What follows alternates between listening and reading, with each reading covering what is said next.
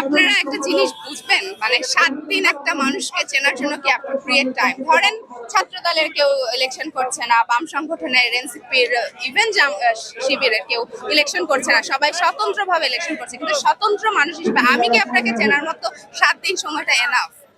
সেই 7 দিন সময়টা কোনোভাবে এনাফ হয় না। সেখানে মিনিমাম একটা মাস সময় দেওয়া উচিত। আমরা ডাকসু ইলেকশন করেছি, আমরা হেরেছি, আমরা জানি আমাদের অনেক ত্রুটি আছে। এটার মধ্যে সবচেয়ে বড় ত্রুটি হিসেবে আমরা দেখি যে আমাদের টাইমিংটা কম ছিল। সেখানে আমরা 23 দিন সময় পেয়েছি, সেখানে আমরা জিততে পারিনি। ছাত্রদল কেন নির্বাচনকে সামনে রেখে, জাতীয় নির্বাচনকে সামনে রেখে, যখন 100টা কাজ আমাদের প্রতিদিন আমাদের দম ফেলার সময় নেই, তখন একটা বিশ্ববিদ্যালয়ের নির্বাচন আসলে কিভাবে করা যায়, এটা আসলে প্রাসঙ্গিক কিনা। শিবিরের জন্য আবার ছাত্র দলের দুই পক্ষের জন্য সমস্যা, তাহলে আপনারা স্পেসিফিক্যালি সমস্যা দুজনের জন্যই হতে পারে, তাহলে আপনারা এটাকে বেশি সমস্যা দেখেন, প্রবলেমটা তারা আইডেন্টিফাই করছে কিনা এটা তাদের প্রবলেম। আমরা আইডেন্টিফাই করছি, সেটা আমাদের প্রবলেম। মানে বিষয়টা হয়েছে, আমরা যেহেতু অন্যান্য ইলেকশন গুলো দেখেছি এবং স্বচক্ষে আমরা দেখতে পেয়েছি, আমরা জাতীয় স্বার্থে ওই ইলেকশন গুলো নিয়ে কোনো কথা বলছি না।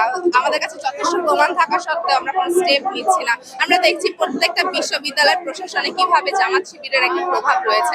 আমরা দেখছি, আপনি একটা জিনিস দেখেন, শাহজালাল বিশ্ববিদ্যালয়ে ডাকসুর ভিপি কি যাওয়া, ওখানে নির্বাচনের মধ্যে থাকা, এটা কি খুব বেশি প্রাসঙ্গিক কিনা? হ্যাঁ, সে নির্বাচনের প্রচারণার সময় যে কিছু কথা বলতে পারে, যে সে যেহেতু সে একজন পরিচিত মুখ, সেই হিসেবে সে যেতে পারে, কিন্তু একদম সরাসরি নির্বাচন কমিশন বোর্ডের মধ্যে সে থাকা একজন মানে ছাত্র প্রতিনিধি, এটা কি সম্ভব হয় কিনা? তো সেই ক্ষেত্রে আমার মনে হয় না যে এটা খুব বেশি প্রাসঙ্গিক হবে যে 7 দিনের মধ্যে একটা নির্বাচন করে ফেলা।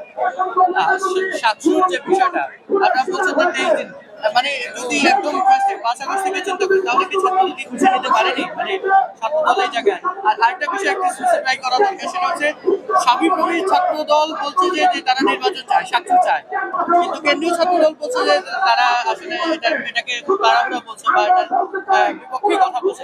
তো আসলে দুই মেরুতে দুই রকম অপিনিয়ন কেন? দেখেন, তারা কোনোভাবে মনে করছে যে তারা আসলে নির্বাচনে যেতে চায়, কিন্তু আমরা বৃহৎ অর্থে আমরা 7টা যখন ইউনিভার্সিটি নির্বাচন দেখেছি, আমাদের কাছে 7 দিন সময়টা আসলে অ্যাপ্রোপ্রিয়েট লাগছে না। সেখানে মনে করে যে না, ওকে মানে উই আর রেডি, তাহলে আপনারা কেন সেই ক্ষেত্রে মানে এটাকে বাধা মনে করছেন? আমরা বাধা মনে করছি কারণ গণতান্ত্রিক উপায়ে কোনো একটা নির্বাচন এত দ্রুত হয় না। কারণ আমাদের কাছে মনে হচ্ছে একজন মানুষকে চেনার জন্য অ্যাপ্রোপ্রিয়েট টাইমটা লাগে। কিছু নির্দিষ্ট মানুষ সেটা চাচ্ছে, কিন্তু সবাই চাচ্ছে বিষয়টা আসলে এটা।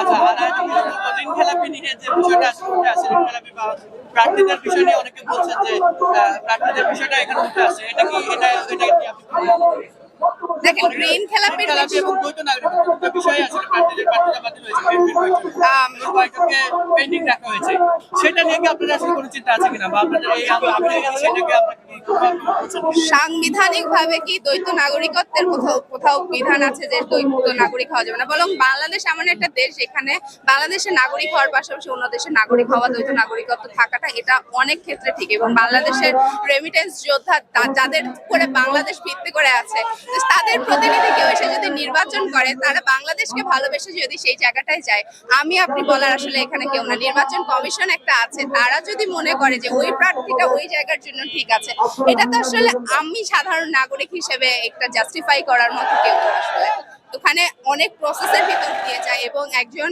প্রার্থী কত টাকা আয় করে সেটা নিয়ে একটা বিশাল তথ্য বিবরণী একজন যে ভোট করতে চায় সেখানে থাকে। তো তারা যদি কোনো ফল্ট না পায়, আমি বাইরে থেকে আরেকজন এসে কি বলতে পারি? আসলে তাকে আসলে জানে না।